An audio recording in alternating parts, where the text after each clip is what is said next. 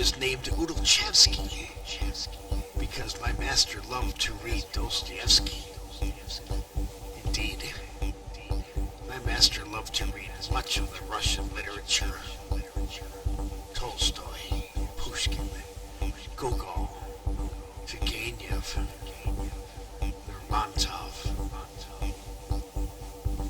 And that it was so depressing only made him love it more, as if through some reverse osmosis he could find comfort in the harrowing and desperate lives of fictional people that had never lived upon this earth, but had lived in a higher world of art in such desperation so that he would not have to.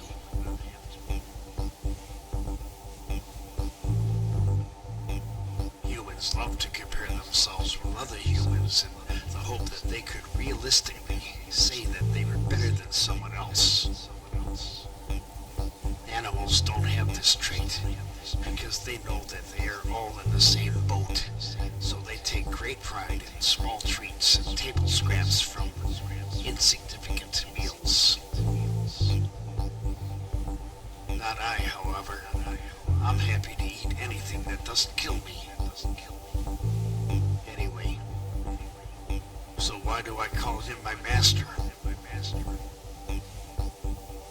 Perhaps you are more offended by my use of the word master than by the possibility that he could have been a communist sympathizer,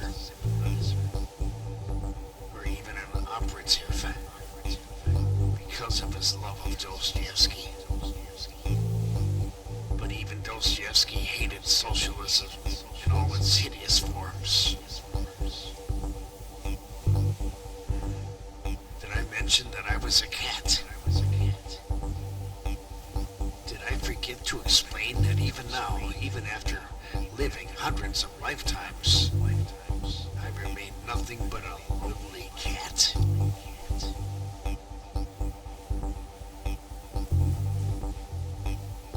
So that proves it. If I have lived hundreds of lifetimes, and not just 9, which is the common belief among humans, then that proves that life goes on beyond in each and every small term of our little life. Humans don't seem to believe this, though, and they suffer constant anxiety and anguish over this simple fact. Humans base everything upon their logic, which was invented a few thousand years ago. I know this because I was there too. But what is this logic?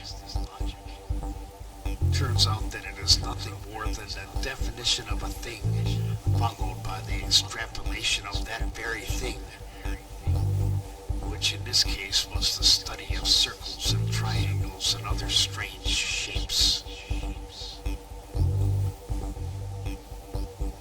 They would attach numbers to these shapes and then draw conclusions from their calculations, and they called this axiomatic logic.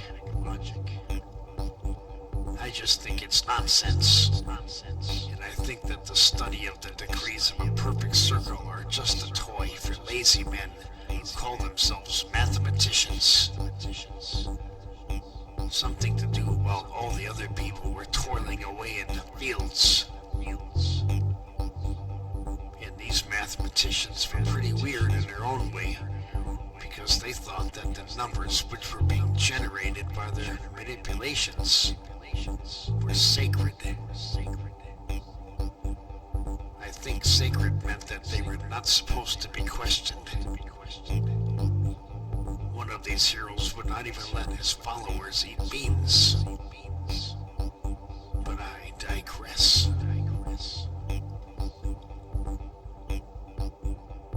I may be immortal. I'm not quite sure. But I have lived for a very long time, with each new death cycle leading to my reincarnation into the same body, this same spirit. And each time I am brought back into this world, I discover that I am still a cat. And that perhaps I shall never be anything other than a cat. But I suppose it could be worse. One thing is true, however, and that is that I am not like other cats, even the arrogant Siamese cat, or the humble alley cat, hoping to find an overstuffed rat to chew on. In truth, I consider myself something of an aristocrat. An aristocratic cat, essentially. And you will not see me licking my rear end like a dog.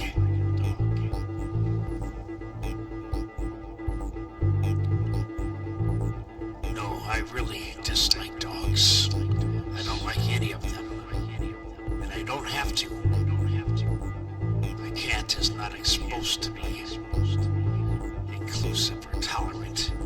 A cat is not expected to be this. A cat is not obligated to show respect for social constructions. Animals don't care about this stuff. No, this has all been invented by humans. It does not exist independent from the idea that gives it substance. So, my name is Udochevsky, but my friends call me Udo. Wait a second. I don't actually have any friends. But you may call me Udo if you wish, and someday we may become friends. Let me just say this up front. All dogs do not go to heaven. Not even close. I once knew a pit bull that liked to chew the heads off of rabbits and squirrels, or even a chicken if he could find one. Then he would just stand there barking. He would stand there barking and barking, yipping and yapping, spinning around and around, chasing his tail like some kind of a fool. All these dogs are fools in my opinion. Okay, I get it. They can smell really well. Big deal. I can smell pretty well too, but I don't run around like the neighborhood all day sniffing wet spots in the grass. Instead, I would just take note that another cat, one of whom I may have had a relationship with, had recently passed by. I think I may have been a Temple Cat in another lifetime. The dynasty is not important. I don't remember anyway, so it would just be a guess. The purpose of a Temple Cat was to protect the temples and the temple concubines during the time of the great pharaohs, and also to walk among the sacred tombs. Venomous snakes were part of everyday life in those days. I seem to remember the incident which initiated my downfall, though it gives me no credit to illuminate my failures, and I cannot be condemned for something that happened many thousands of years ago.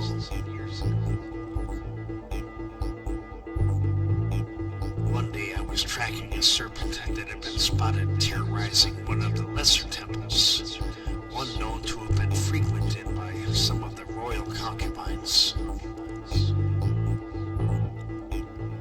My senses are delicate and highly refined, but I soon realized that I was walking in circles, for I had been tricked.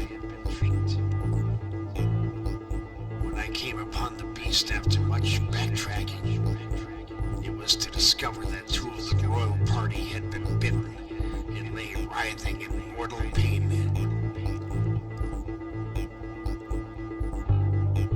Of course I felt bad about it. But there was nothing to be done except to destroy the serpent, which I did. Of course I had failed, I knew that, and I knew that the consequences of my failure, as do all Temple Cats. And then I felt my body being seized with powerful hands, and I waited to feel the pain in my head being wrenched from my neck.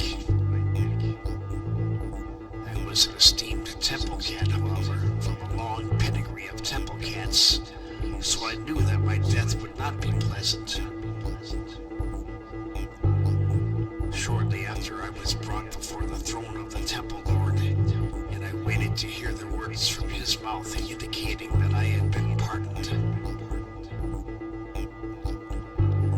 But it was not to be. Instead, I was thrust into a small circular room and watched as their thick red curtains were pulled back, revealing the throne of the Temple Lord. And then the sound of wooden panels rising caught my attention, and I saw 3 tremendous hooded serpents slither into the room. My death was to be a spectacle, it seemed.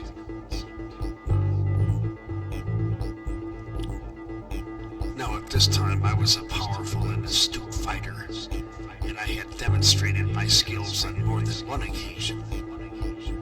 But there was no way for me to fight against 3 foes of such stature, and I knew that my life was to end soon.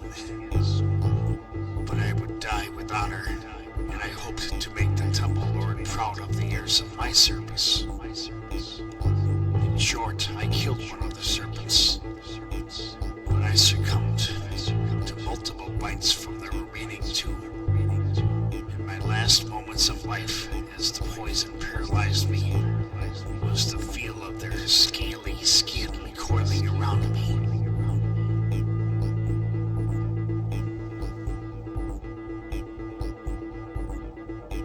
Something has caught my attention as I lay inside the window bay looking into the front yard. This is my favorite place to chill out. Some of my greatest naps have occurred on this very spot. Across the street lives an annoying poodle.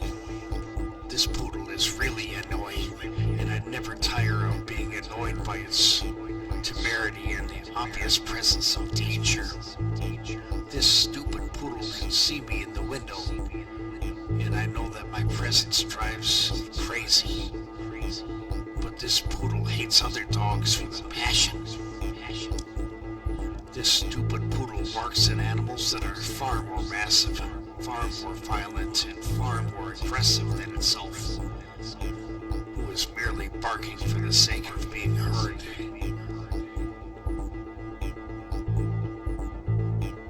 So, along this sidewalk comes a vicious, nasty-looking hound attached to a thin tether called a leash. To my amazement, the stupid poodle goes tearing after this beast with the intention of chasing it away or scaring it. But in a predictable turn of events, the hound bared its teeth and lunged at the poodle with such utter ferocity that the poodle collapsed, thunderstruck with fear, and fell to the ground like an old moldy cheese, quivering.